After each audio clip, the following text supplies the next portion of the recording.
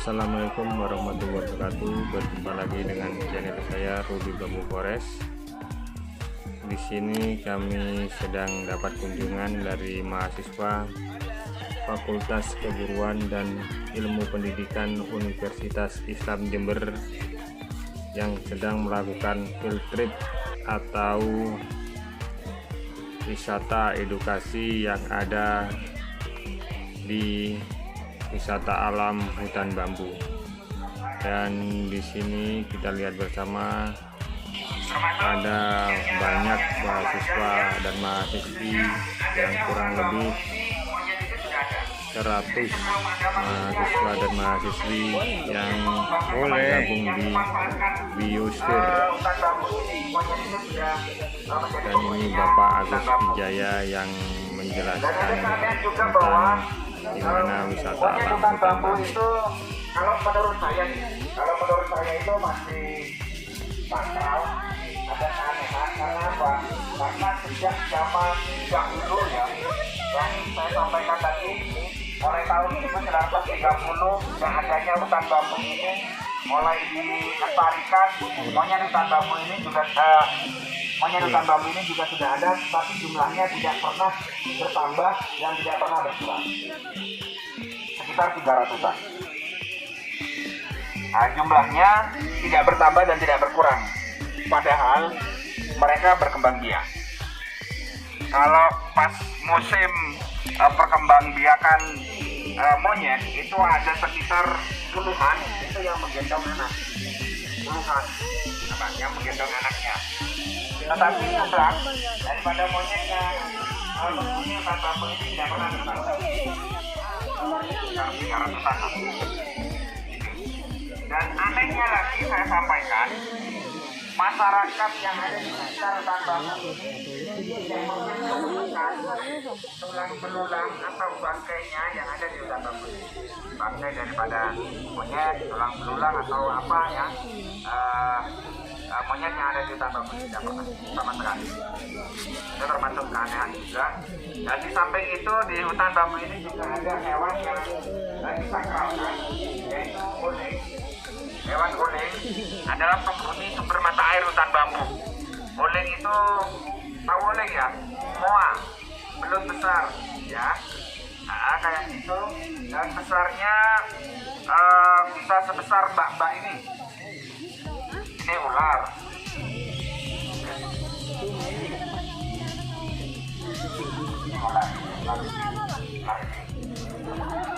Itu ular kecil. Nah,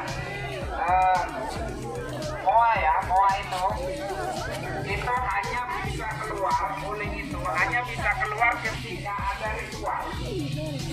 Ketika ada orang yang baru keluar dari gua airnya itu, dari sumber mata airnya itu kan ada gua, itu kan berbentuk gua ya. Nah, itu bisa keluar ketika ada ritual. Kalau tidak ada ritual sampai berbulan-bulan pun dia tidak akan keluar. Dan jumlahnya ketika keluar itu ada 5-4, bahkan bisa lebih. Dan keyakinan daripada masyarakat yang masih melakukan hal itu, ketika malam Jumat Manis mereka melakukan ritual di sini. Ya, ada beberapa warga yang melakukan ritual di sini ketika malam Jumat Manis. Atau ada warga-warga yang mau mengadakan hajatan, mau meninggalkan anaknya, terus kemudian ada anaknya yang mau mencalonkan diri jadi PNS, ada yang mau mencalonkan jadi tentara, ada yang mencalonkan dari polisi. Kalau mereka punya niat atau tujuan tertentu, baru mereka melakukan ritual. Dan tanda-tandanya ketika mereka melakukan ritual dan kemudian uling ya, hewan sakral yang ada di hutan bambu itu keluar sampai banyak, maka kemungkinan besar doanya terkabulkan. Itu keyakinannya seperti itu. Nah, banyak warga luar Sumber Bojor juga melakukan hal itu ketika melakukan hajatan-hajatan. Ada niatan-niatan tertentu, banyak dari luar desa pun melakukan ritual seperti itu. Dan gongnya kami juga melestarikan seperti yang saya sampaikan tadi, setiap satu suro itu memang sudah agenda dari pemerintah desa untuk melakukan ritual besar-besaran, termasuk pencucian pusaka, termasuk penanaman kepala sapi. Penanaman kepala sapi yang ada di sana itu tempatnya. Itu yang tahun kemarin di era pandemi pun kami juga masih tetap melakukan hal itu, tapi undangan terbatas. Undangannya terbatas. Penanaman kepala sapi. Tidak banyak orang yang masuk ke sini karena tahun 2020 itu tidak kuat. Kami tidak berpikir, artinya tidak woro-woro terhadap masyarakat yang ada di luar sini. Tidak woro-woro kalau mau melakukan ritual, tidak hanya sebatas lingkup satu desa atau lingkup kelompok saja sudah melakukan hal itu, melakukan ritual, dan konsepnya adalah tetap sona yang kemarin. Dan konsep apa yang kami sampaikan, tetap sona terkait dengan pengembangan pariwisata, mulai dari keamanan, ketertiban, ya, keindahan, kesejukan, itu sampai 7 pesona. Itu kita konsep dari hasil bumi. Dari hasil bumi yang satu itu kita konsep aman, hasil bumi yang kedua kita konsep tertib, hasil bumi yang ketiga bersih, dan seterusnya. Itu kita hanya konsep 7 hasil bumi yang kita konsep jadi ritual tanpa pesona di Desa Sumbermuncul pada tahun 2020, dan itu pun masih kita tidak muat. Dan kemudian dari hewan sakral yang ada di hutan bambu yang namanya uling, muncul inisiasi daripada teman-teman kami, yaitu Bapak Rudi. Bapak Rudi telah menciptakan sebuah tarian yang sudah dipakai di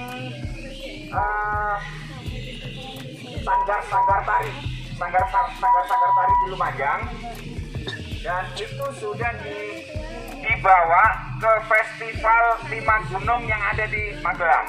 Tarian itu namanya tari uling, dan itu menjadi sebuah edukasi terhadap anak-anak mulai dari TK, SD, dan SMP.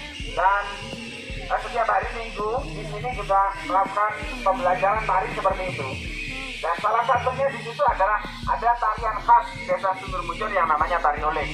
Di samping ada tarian khas Lumajangan yang namanya Gudril, itu juga diajarkan di situ. Tapi yang terpenting, yang terutama, setiap anak-anak yang mau belajar tari di Desa Sumbermuncul harus belajar dulu tari uling. Itu menjadi ikon daripada seni tari yang ada di Desa Sumbermuncul ini. Dan penciptanya adalah Bapak Rudi.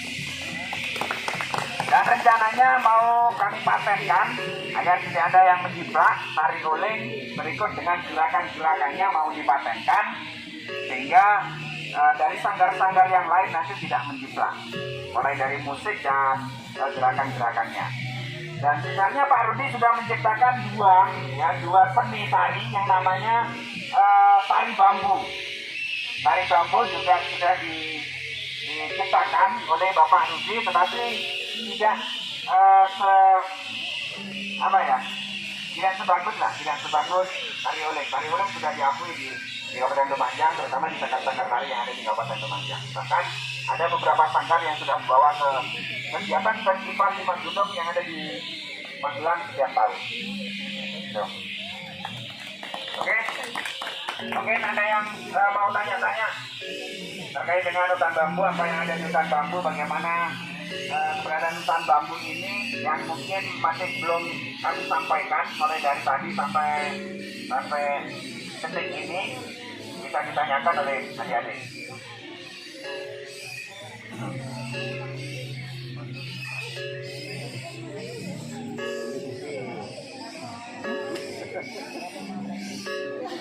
Apa dari min kang Ini Pak Ketuanya ini. Ini Pak Ketua Podarusnya adalah Bapak Tarimin. Saya wakilnya. Kemudian Pak Rudi ini bendaharanya. Dan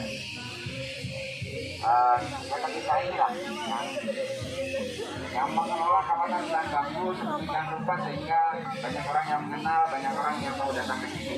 Nah, ini ya tidak muluk-muluk ya, karena memang kita konsepnya adalah ekoturism. konsepnya adalah wisata alam, yang kita jual adalah alam. Dan kami berupaya untuk tidak terlalu banyak sentuhan tangan terhadap alam yang kami kembangkan, karena ini adalah potensi alam. Ya biarkan tentang alam, biarkan alam yang membentuk, biarkan alam yang membentuk keindahannya sendiri, karena tangan-tangan manusia tidak akan mampu menandingi kemampuan daripada alam itu sendiri. Gitu ya. Oke Mas, monggo.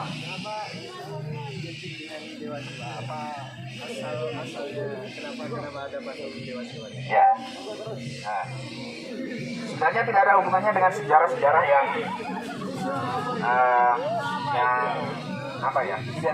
yang identikannya terhadap patung-patung Siwa.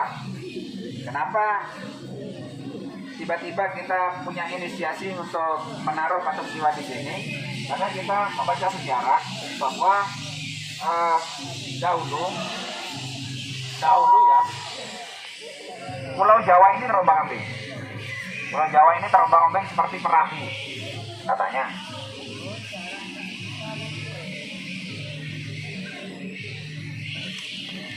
Nah, Pulau Jawa ini terombang-ambing seperti perahu, sehingga ada 3 dewa yang melihat dari atas. Ini cerita mitos ya. Nah, ada 3 dewa yang melihat, Dewa Brahma, Dewa Wisnu, dan Dewa Siwa. Itu melihatnya dari atas bahwa ini harus dipaku. Pulau Jawa ini harus dipaku. Bagaimana caranya? Akhirnya Dewa Brahma menyuruh Dewa Wisnu untuk mengambil paku. Ya, karena pada zaman dahulu masih Hinduan, masih keyakinannya masih Hindu. Jadi ada muncullah cerita seperti itu. Nah, berangkatnya Dewa Wisnu ke India, dan Dewa Wisnu ini berubah menjadi seekor kura-kura, mengambil paku yang berwujud gunung yang ada di India, yang namanya Gunung Meru, India. Diambillah di sana, kemudian ditaruh di punggungnya, dibawalah ke Jawa. Dan perjalanan dari India menuju ke Jawa, itu gunung itu berceceran, akhirnya menjadi pegunungan di daerah Jawa Tengah, ya, yang termasuk pegunungan Slamet, gunung-gunung yang ada di Jawa Tengah itu ya. Nah, ditaruhlah di Jawa bagian timur, yang ada di sini, sebelah ini yang Semeru. Nah, Semeru, namanya Semeru, namanya. Kenapa dinamakan Semeru? Ya karena awalnya itu adalah Gunung Meru yang diambil dari India. Terus kemudian kok ada semnya. Nah, dulu ketika masih menjulang tinggi itu masih utuh lah. Gunung Meru masih utuh, ditaruh di Jawa Timur, Semeru ini. Pulau Jawa itu mental, yang sebelah barat itu naik ke atas, yang sebelah timur itu mau tenggelam. Karena apa? Karena keberatan. Nah, di situ di pucuknya Gunung Semeru yang masih menjulang tinggi itu ada semar yang bermain bintang. Jadi semar itu bermain bintang itu dibuat mainan, tapi semar itu berada di puncaknya Gunung Meru yang masih utuh. Nah, kemudian Dewa Brahma menyuruh Dewa Siwa ini untuk memotong itu Gunung Meru yang ada di Jawa bagian timur, taruh di tengah-tengah agar seimbang, agar Pulau Jawa bisa seimbang. Akhirnya dipotong oleh Dewa Siwa, taruhlah di Jawa Tengah yang sekarang namanya Gunung Ijen, yang konon katanya ini dari Pulau Jawa. Dikembanglah Pulau Jawa karena Gunung Meru yang ditaruh di sini itu sudah dipotong separuh, dibawa ke Jawa Tengah. Nah, akhirnya Dewa Siwa mulai hari itu dia divonis menjadi dewa perusak. Dewa perusak ya karena awalnya memotong gunung itu ditaruh di sana. Merusaknya Dewa Siwa atau memotongnya gunung itu bukan yang merusak, tapi untuk keselamatan manusia yang ada di Pulau Jawa pada waktu itu. Nah, seperti itu. Dan Dewa Siwa ini dulunya kita taruh di depan, di kolam, ya, di tempat kolam. Akhirnya ada ketua Kabupaten Lumajang, ketuanya ada Pak Gito di Kabupaten Lumajang datang ke sini, Pak, saya mohon patung Dewa Siwa jangan ditaruh di sini karena ini adalah tempat keramaian. Dan kalau bisa ini dipindahkan ke tempat-tempat yang sepi karena Dewa Siwa itu tidak suka keramaian. Akhirnya kita pindah ke sini karena ini adalah zona masuk pada waktu itu zonanya masuk zona konservasi. Kami kan membuat zonasi, ada zona pengembangan, ada zona semi pengembangan, dan ada zona industri. Dan itu kita taruh di sini karena yang saya anggap ini adalah zona industri. Ya, karena ada mata airnya kita anggap zona industri. Kemudian kita taruh di sini. Dari tahun ke tahun pengembangan wisata semakin ke dalam. Akhirnya di sini ramai juga, dan ini rencana mau pindah ke dalam lagi. Gitu. Oke, terima kasih, Mas.